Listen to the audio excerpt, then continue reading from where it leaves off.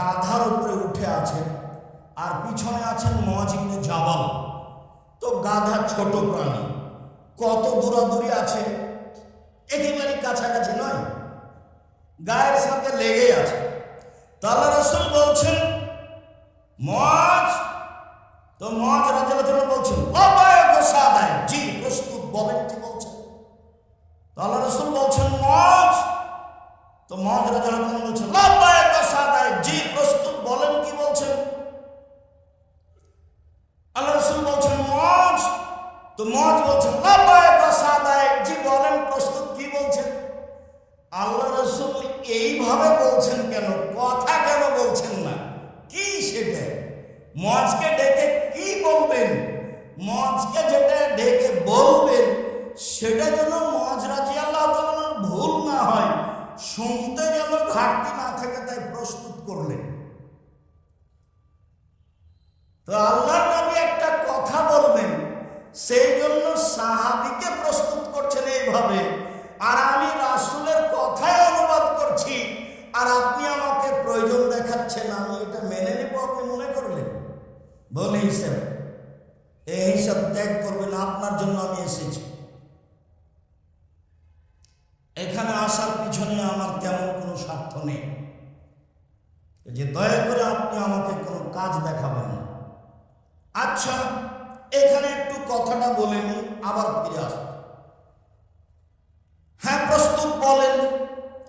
তো আল্লাহ রাসূল বললেন মুআয বলতে পারো আল্লাহর কাছে আমরা কি পাই আর আল্লাহ আমাদের কাছে কি পান, পরস্পর পাওনাটা কি, আমরা কি পাই তিনি কি পান, আমরা কি পাই তিনি কি পান।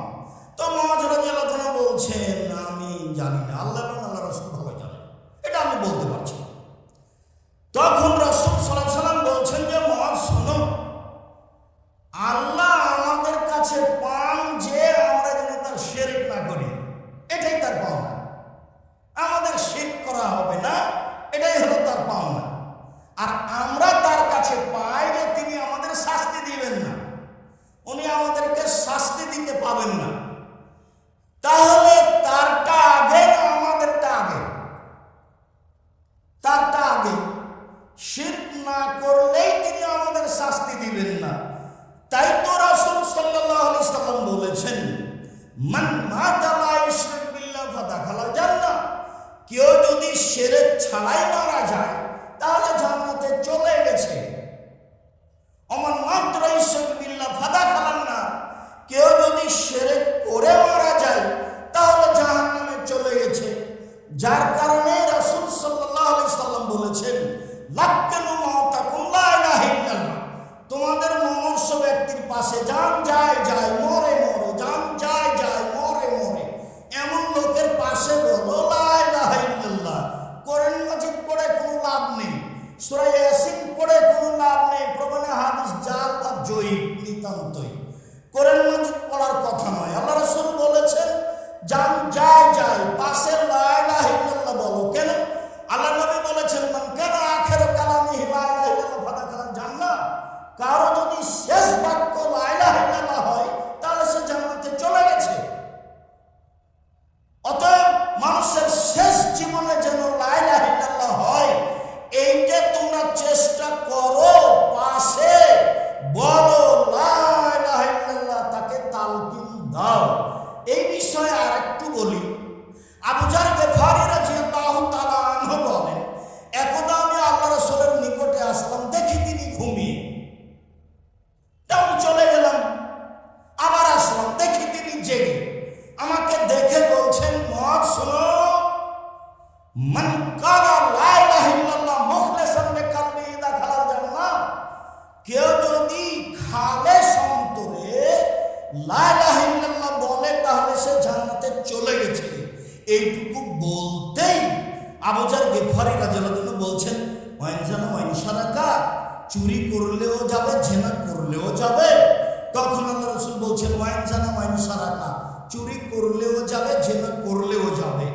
তখন আবু যার গিফারি বলেন চুরি করলেও যাবে, জেনা করলেও যাবে। আল্লাহ রাসূল বলছেন চুরি করলেও যাবে, জেনা করলেও যাবে। আবার আবু যার গিফারি রাদিয়াল্লাহু আনহু বলছেন চুরি করলেও যাবে, জেনা করলেও যাবে। তখন আল্লাহ রাসূল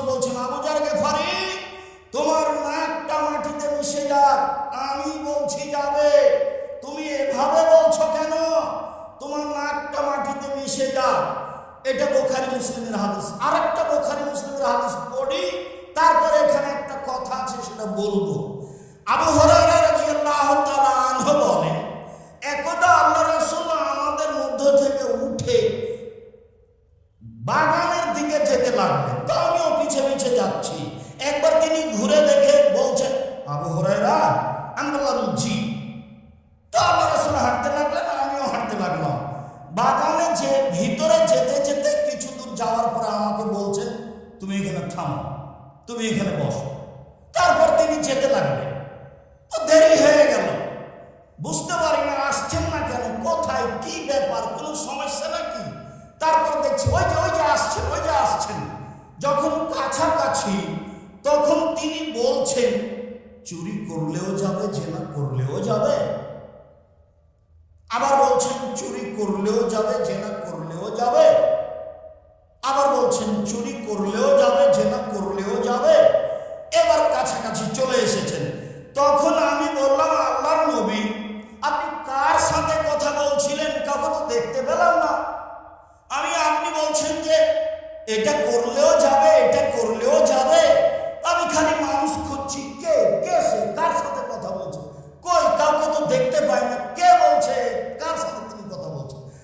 তখন আল্লাহ রাসূল বলছেন যে, আবু হুরায়রা শোনো, জিবরাইল আমাকে বলছেন কেউ যদি খালেস অন্তরে লা ইলাহা ইল্লাল্লাহ বলে তো জান্নাতে চলে যাবে। তখন আমি বলছি চুরি করলেও যাবে, জেনা করলেও যাবে। তো বলছেন যে চুরি করলেও যাবে, জেনা করলেও যাবে।